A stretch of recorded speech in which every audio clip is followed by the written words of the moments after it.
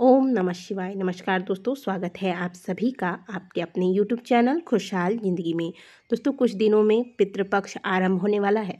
पितृपक्ष वो समय होता है जब पितृलोक से पितरों को छोड़ा जाता है। वो अपने परिजनों के यहाँ आते हैं और अपनी भाग को ग्रहण करते हैं। इस दौरान पितरों के निमित्त जो धार्मिक कार्य किए जाते हैं, इससे पितृ तृप्त होते हैं।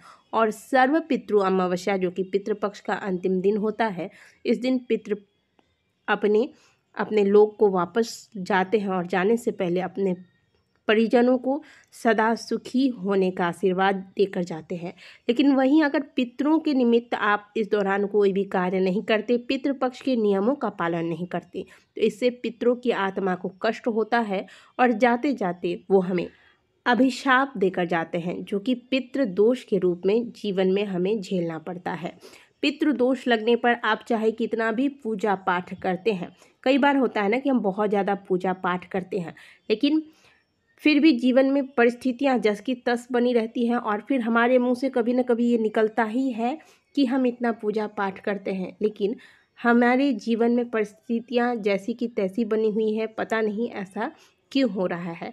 ऐसा इसलिए हो रहा है क्योंकि आपके पितृ आपसे अतृप्त हैं। यदि पितृ आपसे प्रसन्न नहीं होंगे तो आप चाहे कितना भी पूजा पाठ करें, देवता भी आपकी पूजा को स्वीकार नहीं करेंगे। इसीलिए जीवन में सुखी रहने के लिए आवश्यक है कि आप देवी देवताओं की पूजा तो करते ही हैं पूरे साल भर, लेकिन साथ ही साथ पितरों को ना भूलें।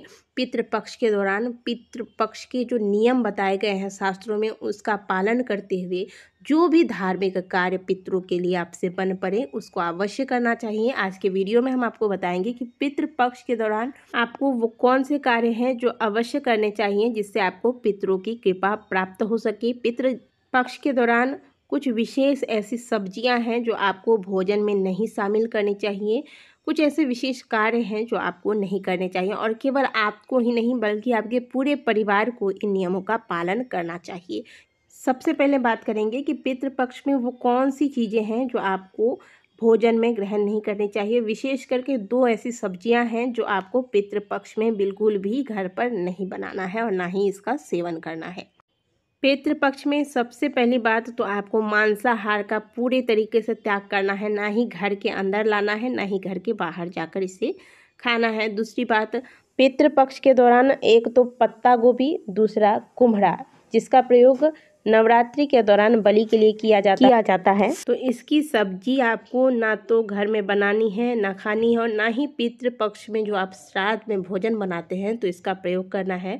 और इसका पेठा भी तैयार होता है, तो पेठे का भी प्रयोग आपको श्राद्ध पक्ष के दौरान नहीं करना है। इसके अलावा प्याज, लहसुन, मसूर की दाल, बैगन का प्रयोग भी भोजन में नहीं करना चाहिए। तो ये हो गए खान पान के नियम। अब बात करते हैं कि पूरे पितृपक्ष के दौरान ऐसे कौन से आपको कार्य करने हैं जिससे आपके पितृ सदैव आपसे तृप्त रहेंगे। पूरे पितृपक्ष के दौरान 1 लोटा जल ले लीजिएगा। अब यह लोटा आप किसी भी धातु का ले सकते हैं, तांबे का, पीतल का, स्टील का।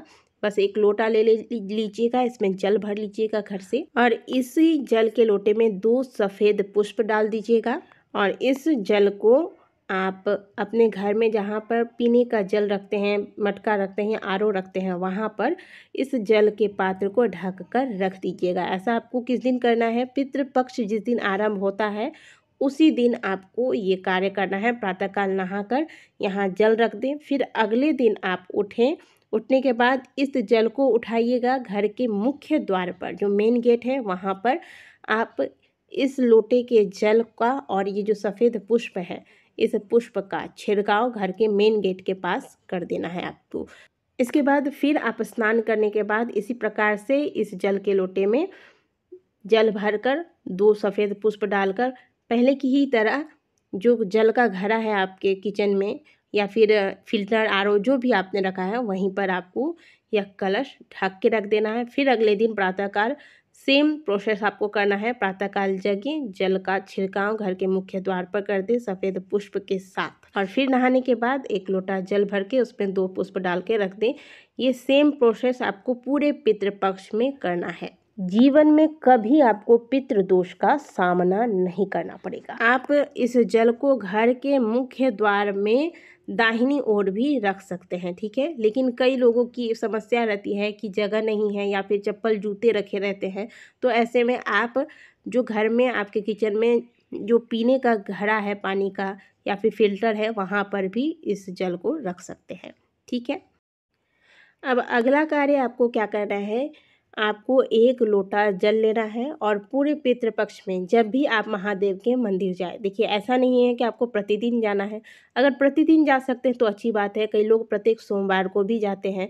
तो आप इस पितृपक्ष के दौरान जभी भी महादेव के मंदिर जाएँ, 1 लोटा जल लेकर जाइएगा और क्या करना है आपको, सबसे पहले एक घी का दीपक महादेव के शिवलिंग के समक्ष लगाना है, महादेव को प्रणाम करना है, फिर उत्तर दिशा की ओर मुँह करके खड़े हो जाना है। शिवलिंग पर महादेव का ध्यान करते हुए जल समर्पित करना है। जो जल आप घर से भरकर लेकर जाएंगे वही जल महादेव के शिवलिंग पर समर्पित करेंगे। अब जल चढ़ाने के बाद महादेव के शिवलिंग पर जो जलाधारी का हिस्सा है, यहाँ से बहता हुआ जल जो नीचे जमीन पर गिरता है, ये जो आप स्थान देख रहे हैं, इसी स्थान पर जो है पितरों का स्थान माना गया है इस स्थान को। तो यहाँ जो जल गिरता है, इस जल को आप अपने हाथों से लगाकर इस जल का स्पर्श दोनों नेत्रों में कर लें, अपने पितरों का ध्यान करते हुए। इससे आपके पितृ आप पर प्रसन्न होते हैं और पितरों की कृपा आप पर बनी रहती है। तो जब भी पितृपक्ष के दौरान महादेव के मंदिर जाएं, अगर प्रतिदिन कर सकते हैं तो अच्छी बात है, लेकिन अगर प्रतिदिन नहीं भी कर सकते हैं तो अगर प्रत्येक सोमवार को जाते हैं या पितृपक्ष के दौरान कभी भी महादेव के मंदिर जाते हैं तो ये कार्य अवश्य कीजिएगा। इस स्थान पर जहाँ पर पितरों का स्थान बताया गया है, यहाँ पर जो जल गिरता है इसे उठाकर नेत्रों में लगाइएगा, पितरों का स्मरण करके। इसके बाद महादेव से पितरों की आत्मा शांति के लिए प्रार्थना अवश्य कर लीजिएगा। पितृ पक्ष के दौरान पितृ जो है वह हमारे घर के मुख्य द्वार पर ही खड़े रहते हैं, उनका स्थान वहीं पर होता है, वहीं वो अपने भाग का इंतजार करते हैं। तो पूरे पितृपक्ष में नियम बना लीजिएगा कि 1 दीपक, चाहे आप सरसों के तेल का लें या फिर घी का दीपक लें, 1 दीपक पितरों का ध्यान करके घर के मुख्य द्वार पर दक्षिण दिशा की ओर मुँह करके अवश्य लगा दीजिएगा। इससे भी पितृ प्रसन्न होते हैं।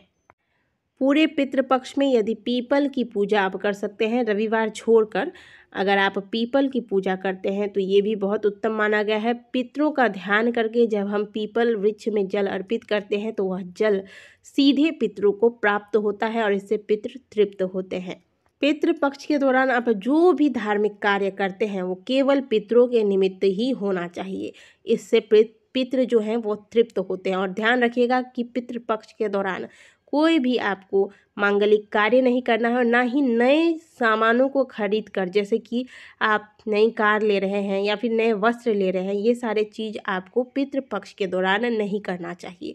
इन बातों का ध्यान रखिएगा। नियमों का पालन करते हुए इन छोटे छोटे उपायों को अगर पूरे पितृपक्ष के दौरान किया जाए तो पितरों की कृपा सदैव पूरे परिवार पर बनी रहती है और पितरों की कृपा से परिवार हमेशा उन्नति करता है, प्रगति करता है।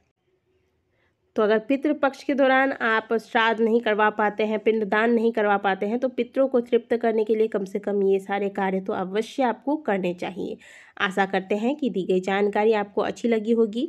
वीडियो अच्छी लगी है तो वीडियो को लाइक कीजिएगा, कमेंट बॉक्स में हर हर महादेव अवश्य लिखिएगा। मिलते हैं आपसे अगली वीडियो में, तब तक के लिए ओम नमः शिवाय, हर हर महादेव।